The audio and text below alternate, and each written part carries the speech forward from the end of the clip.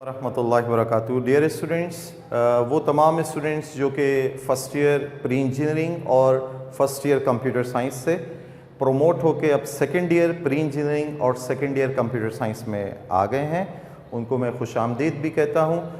Second year mathematics का ये course हम शुरू करने वाले हैं और बाकायदा ऑनलाइन क्लास वीडियो लेक्चर्स की शक्ल में।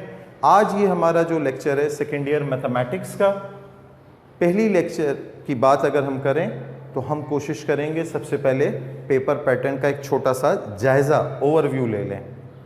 तो स्टूडेंट्स, पेपर पैटर्न में आपके पास जैसे दीगर सब्जेक्ट्स के अंदर या एज़ पर फर्स्ट ईयर आपके पास सेक्शन ए, सेक्शन बी और सेक्शन सी है।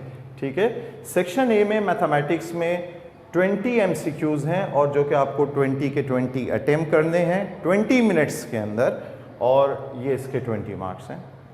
इसके बाद अगर हम बात करें सेक्शन बी की, ये मज़ीद 3 सब सेक्शन में डिस्ट्रीब्यूटेड है। हर सब सेक्शन के अंदर 5, 5 और 5 पार्ट्स हैं। आपको ओवरऑल 15 पार्ट्स में से 10 पार्ट्स अटेम्प्ट करने हैं। ठीक है, और वो तरतीब उसकी क्या है, 3, 3 और 3 तो लाजमी अटेम्प्ट करने हैं हर सब सेक्शन से। फिर एक की चॉइस आपके पास है, आप किसी भी एक सब सेक्शन से एक इजाफी सवाल कर लें। अच्छा, MCQs की जहाँ तक बात है, ये तो all over the course 9 chapters हैं आपके इस कोर्स के अंदर इंक्लूडेड।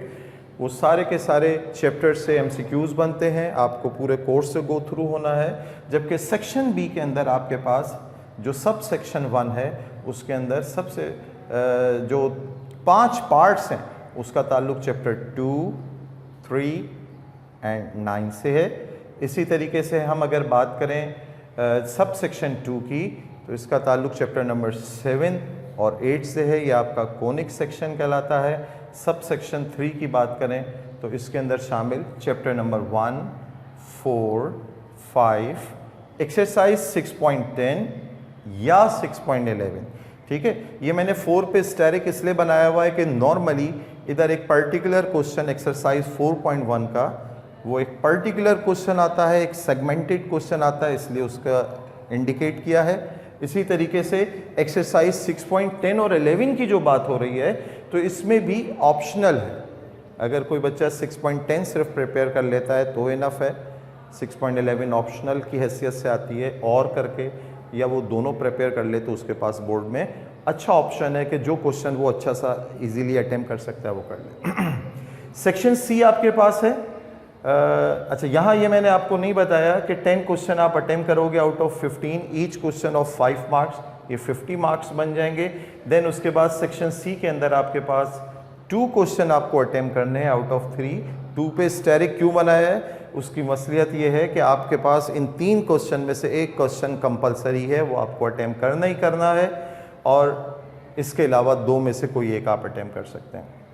उसकी तफसील भी कुछ यूँ है कि अगर आप क्वेश्चन नंबर 3 देखें, ये 1 हो गया, ये 2, उसके 15 पार्ट्स।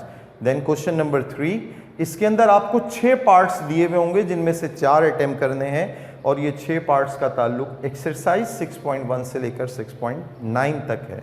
ठीक है, और एक इसकी मिसलेनियस एक्सरसाइज है, वो भी इंक्लूसिव है। ये कंपलसरी क्वेश्चन है, 6 पार्ट्स में से 4 आपको अटेम्प्ट करने ही करने। जबकि हम क्वेश्चन नंबर 4 की बात करें तो इसका ए पार्ट चैप्टर नंबर 8 पर बेस करता है, नॉर्मली एक्सरसाइज 8.4। इसी तरीके से सेक्शन इसका जो बी पार्ट है उसका ताल्लुक चैप्टर नंबर 3 से है, तो जो लेंदी क्वेश्चंस हैं नॉर्मली उससे रिलेटेड क्वेश्चंस आते हैं। देन आपके पास क्वेश्चन नंबर 5 है, चैप्टर नंबर 2, जो चैप्टर नंबर 2 क्योंकि इधर भी इंक्लूड है और 3 इधर भी इंक्लूड था, इधर जब चैप्टर 2 की बात हो रही है तो जो डिटेल क्वेश्चंस हैं वो आ रहे हैं। जबकि बी पार्ट जो इसका है उसमें एक्सरसाइज 5.3 OR और करके आपको एग्ज़ाम में दिया होता है, और उसमें चैप्टर नंबर 4 स्टेरिक मीन्स कि यहाँ पर भी 4 शामिल है, यहाँ पर भी है। इधर मैंने आपको बताया कि एक पर्टिकुलर सेगमेंटेड क्वेश्चन है और इधर रिमेनिंग चैप्टर जो है वो इंक्लूड होता है। तो ये तो हमने एक सिंपल ओवरव्यू लिया पेपर पैटर्न का, ताकि हमें all the year round the year हमें जो कोर्स पढ़ना है वो किस तरतीब से पढ़ना है और पेपर पैटर्न क्या है, किस सेक्शन में कौन कौन से चैप्टर शामिल हैं, वो हमें पता लग जाए। अब हम अपनी पढ़ाई का जो स्टार्ट करने जा रहे हैं वो है चैप्टर नंबर 2 से। हम चैप्टर नंबर 2 को पहले इंशाल्लाह ताला पढ़ेंगे और टॉपिक उसका है द स्ट्रेट लाइन। चैप्टर का जो डिस्क्रिप्शन है वो द स्ट्रेट लाइन है। स्टूडेंट्स, हम स्ट्रेट लाइन को बहुत छोटी क्लास से आप लोग ज्योमेट्री पढ़ते आ रहे हो। स्ट्रेट लाइन की अगर हम बात करें तो this is a straight line, this is a straight line. जब लाइन की बात होती है तो ये ऐसी लाइन होती है जो कि बोथ डायरेक्शन में मूव कर रही होती है, ठीक है। अच्छा, स्टूडेंट्स तो ज़्यादातर यही समझते हैं कि लाइन या तो ये है या ये है। अगर मैं इस तरह की लाइन बना दूं तो स्टूडेंट्स कहते हैं कि ये स्ट्रेट नहीं है, हालांकि ऐसी बात नहीं है। This is also called as a straight line. Curve नहीं होना चाहिए, इस तरह की सिचुएशन ना हो, यूं ना हो, अदरवाइज बैंड हुई हुई है, no problem. This is also a straight line, straight line, straight line, ठीक है। एक तो ये बात, हम स्ट्रेट लाइन का ये चैप्टर पढ़ेंगे। इधर बहुत मुख्तसरन सा आपको इसकी थोड़ी इंपॉर्टेंस बता दूं कि ज्योमेट्री की फील्ड के अंदर जब बात की जाती है तो ये जो स्ट्रेट लाइंस हैं, इंजीनियरिंग की बात की जाए तो इनकी बड़ी अहमियत है। कोई भी आप ऑब्जेक्ट बनाते हो, आप इस तरह का कोई ऑब्जेक्ट बना रहे हो,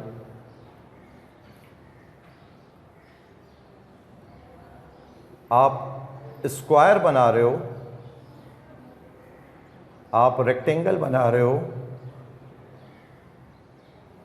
आप ट्रायंगल बना रहे हो, इन सब के अंदर स्ट्रेट लाइन का कॉन्सेप्ट आ रहा है। कोई भी मशीन के स्पेयर पार्ट्स आप बना रहे होते हैं, इन सब के अंदर स्ट्रेट लाइन यूज़ हो रही होती है। और इंजीनियरिंग ड्राइंग के अंदर इन स्ट्रेट लाइन के तमाम एस्पेक्ट्स, एक एक कैलकुलेशन, हिसाब किताब, नाप तोल, मेजरमेंट, इन सब की इम्पॉर्टेंस होती है।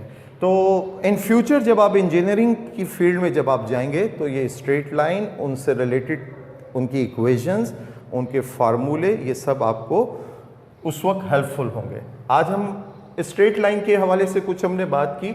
अब हम बात अगर करें पॉइंट की, तो एक पॉइंट जो है वो आप समझते हैं कि a single dot is a point.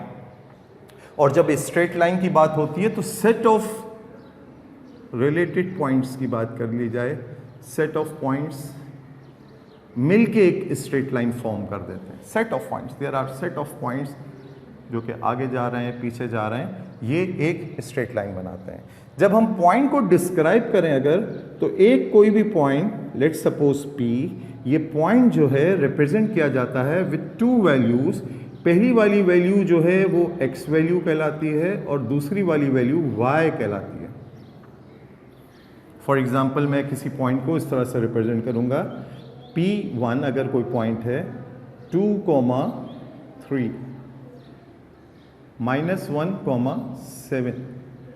इसकी डिटेल में भी आपको बताता हूं कि ये 2 वैल्यूज़ हैं क्या, ये x और y वैल्यू से क्या मुराद है। तो